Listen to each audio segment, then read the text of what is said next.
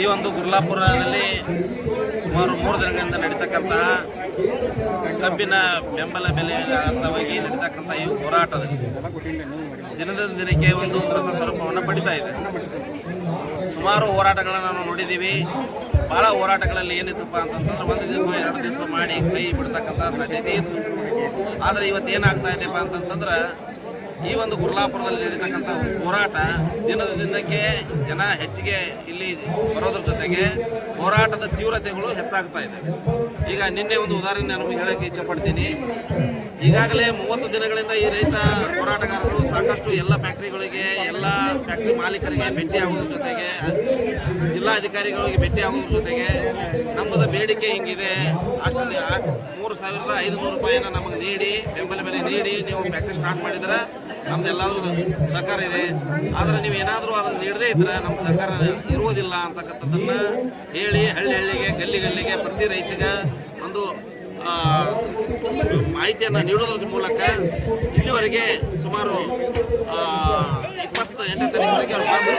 ಮನೆಗೆ ಬಂದು ಏನಾಗ್ತದೆ ಅಂತಂದರೆ ಅವರು ಅನಿವಾರ್ಯವಾಗಿ ಯಾವತ್ತೂ ಇವರು ಆ ರೇಟಿಗೆ ಒಪ್ಪಲಿಲ್ಲೋ ಅನಿವಾರ್ಯವಾಗಿ ಹೋರಾಟವನ್ನು ಕೈಗೊಳ್ಳುವಂಥ ಪರಿಸ್ಥಿತಿ ಬಂದು ಅದರ ಅರ್ಥವಾಗಿ ಕೆಲವೊಬ್ಬರು 1ನೇ ತಾರೀಕು ಫ್ಯಾಕ್ಟ್ರಿ 30ನೇ ತಾರೀಕು ಸ್ಟಾರ್ಟ್ ಮಾಡ್ತೀವಿ ಅಂತ ತೋಟಿ ಆರ್ಡರ್ ಕೊಟ್ಟಿದ್ದರು. ಇರುವನ ಪ್ರಭಾಕರ್ ಕೋರಿ ಅವರ ಫ್ಯಾಕ್ಟ್ರಿ ಇರ್ಬೋದು, ಕೆಂಪವಾಡ ಫ್ಯಾಕ್ಟ್ರಿ ಇರ್ಬೋದು ಸ್ಟಾರ್ಟ್ ಮಾಡಿದರು. ಅಲ್ಲಿ ಏನಾಯ್ತಪ್ಪ ಅಂತಂತಂದ್ರೆ ನಮ್ಮೆಲ್ಲ ರೈತರು ಹೋಗಿ ಇವತ್ತು ಅವ್ರನ್ನೆಲ್ಲ ಫ್ಯಾಕ್ಟ್ರಿ ಬಂದ್ ಮಾಡೋ ಜೊತೆಗೆ ಫ್ಯಾಕ್ಟ್ರಿನ ಸ್ಟಾರ್ಟ್ ಮಾಡಲಿಕ್ಕೆ ಬಿಡಲಿಲ್ಲ.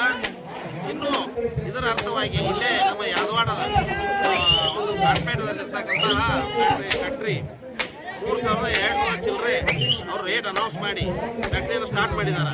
ನಿನ್ನೆ ನಾವು ಸಂಪರ್ಕ ಮಾಡಿದಾಗ ಹೇಳಿದ್ರು ಅವರು, ನಾವು ಈಗಾಗಲೇ ಇಷ್ಟು ಕೊಡ್ತೀವಿ, ಯಾರಾದರೂ ಇನ್ನೂ ಜಿಲ್ಲೆಯಲ್ಲಿ ಹೆಚ್ಚು ಮಾಡಿದ್ರಪ್ಪ ಅಂತಂದ್ರೆ ಅಷ್ಟು ಕೊಟ್ಟು ನಾವು ಇನ್ನೂ ಅಷ್ಟು ರೇಟನ್ನು ಮತ್ತೆ ಬರುವುದು ನಾವು ಕೊಡ್ತೀವಿ, ನಮಗೆ ಯಾವುದೇ ತೊಂದರೆ ಮಾಡಬೇಡಿ ಅಂತಕ್ಕಂಥದ್ದನ್ನು ಅವರು ಫ್ಯಾಕ್ಟ್ರಿ ಸ್ಟಾರ್ಟ್ ಮಾಡಿದ್ದಾರೆ. ಒಬ್ಬ ರೈತನಾಗಿ ರೈತರಿಗೆ ಒಂದು ಒಳ್ಳೆಯ ಸಹಕಾರ ಕೊಟ್ಟು ಫ್ಯಾಕ್ಟ್ರಿ ಸ್ಟಾರ್ಟ್ ಮಾಡಿದ್ದಾರೆ.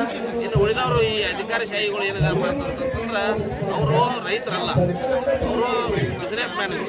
ಹೀಗಾಗಿ ಅವ್ರಿಗೆ ಏನಾಗ್ತಾ ಇದೆ ಅಂದ್ರೆ ರೈತರ ಕಷ್ಟ ಅರ್ಥ ಆಗ್ತಾ ಇಲ್ಲ ಏನೋ ಅಂತಕ್ಕಂಥದ್ದನ್ನು ಇಲ್ಲಿ ಮೇಲ್ನೋಟಕ್ಕೆ ಎದ್ದು ಕಾಣ್ತಾ ಇದೆ. ದಯವಿಟ್ಟು ಮತ್ತೊಮ್ಮೆ ನಾನು ಈ ನಿಮ್ಮ ಸುದ್ದಿವಾಹಿನಿ ಮೂಲಕ ಅವರಲ್ಲಿ ವಿನಂತಿ ಏನಪ್ಪ ಅಂತಂತಂದ್ರೆ ದಯವಿಟ್ಟು ರಾಜಕಾರಣದಲ್ಲಿ ಸಾಕಷ್ಟು ಬೆಳೆದಿದ್ದೀರಿ, ಸಾಕಷ್ಟು ಅಧಿಕಾರದೆ, ಸಾಕಷ್ಟು ಫ್ಯಾಕ್ಟ್ರಿಗಳು ಮಾಡಿದ್ದೀರಿ, ಆದರೆ ಇಷ್ಟು ಮಂಡು ವರ್ತನೆ ಒಳ್ಳೆಯದಲ್ಲ. ಬಂದು ರೈತರಿಗೆ ಜೊತೆಗೆ ಒಂದು ಸಹಕಾರ ನೀಡ್ರಿ ಅಂತ